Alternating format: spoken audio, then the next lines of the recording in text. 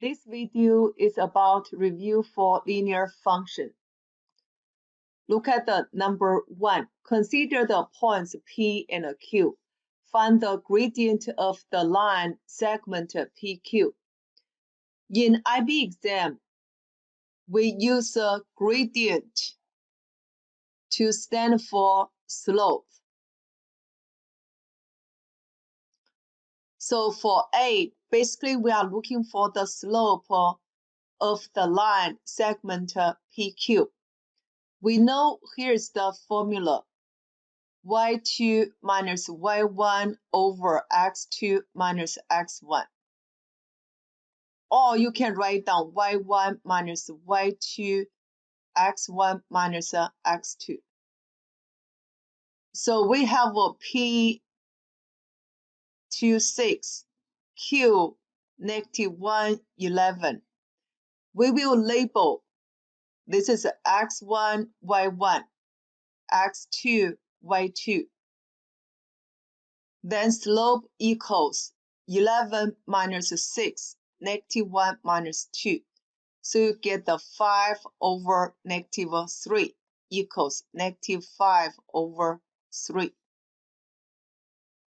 For B, write down the gradient of a perpendicular line to PQ.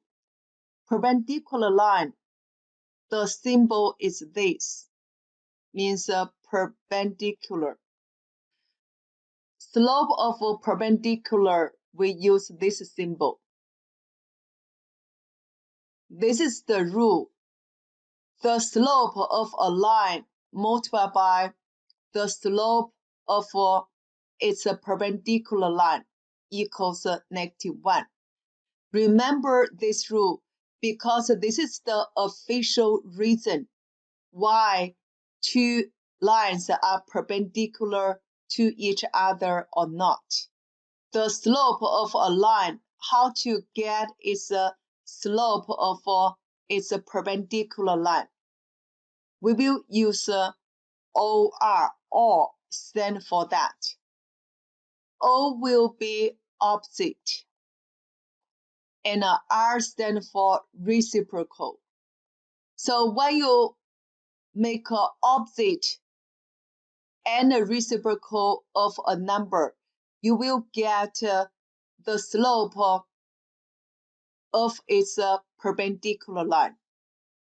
Therefore, for the slope of a perpendicular line, we will do opposite and reciprocal of slope equals -5 over 3. Opposite will be 5 over 3. Reciprocal will be 3 over 5. Therefore, the slope of a perpendicular line is 3 over 5. Let's go to C. Write down the gradient of a parallel line to PQ. This symbol means a parallel line. Slope of a parallel line, we use this. The slope of a line equals the slope of its perpendicular line.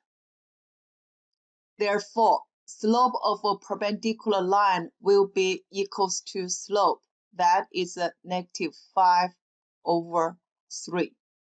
Let's go to D. Let M be the midpoint of the line segment PQ. Find the coordinates of M. Midpoint we always label as x, y. Then for P26, Q, -1, 11, we will label endpoint as x1, y1, x2, y2. So this x equals x1 plus x2 over 2. That is 2 plus -1 over 2 equals 1 over 2. For y equals y1 plus y2 over 2 equals 6 plus 11 over 2. That is 17 over 2. Leave as a fraction. The coordinates of m is 1/2, 17 over 2. We know this is the formula for midpoint.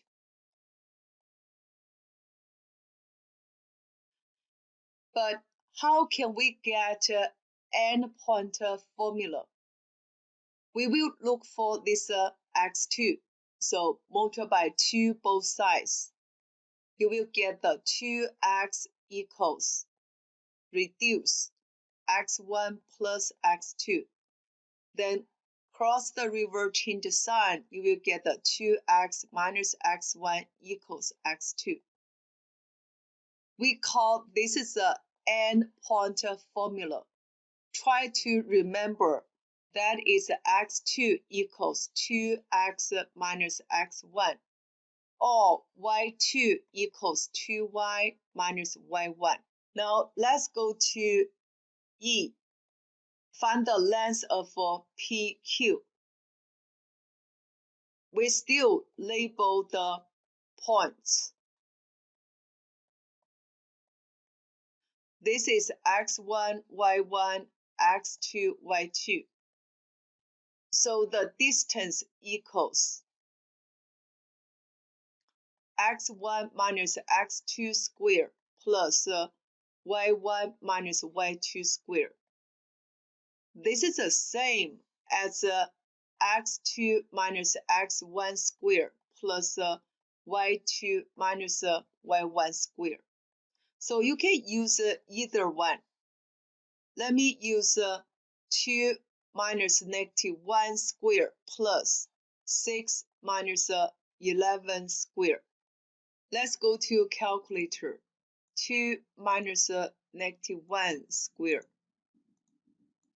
Then plus 6 minus 11 squared.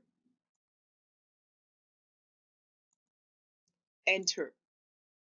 You will get 34. If we want to get the accurate answer, then square root of 34 will be the accurate answer. So you will get square root of 34. Let's go to F. Given that P is the midpoint of QR, find the coordinates of R. So we know this is a P to 6. Q is a -1, 11. For this R, you have to know how to label. Since P is the midpoint we always use XY. Ending points will be X1, Y1. Then we are looking for X2, Y2. Therefore, your X2 equals 2X minus X1. 2 times 2 minus -1. That is 5. For y2 equals 2y minus y1 equals 2 times 6 minus 11 equals 1. So the ending point R is R5, 1.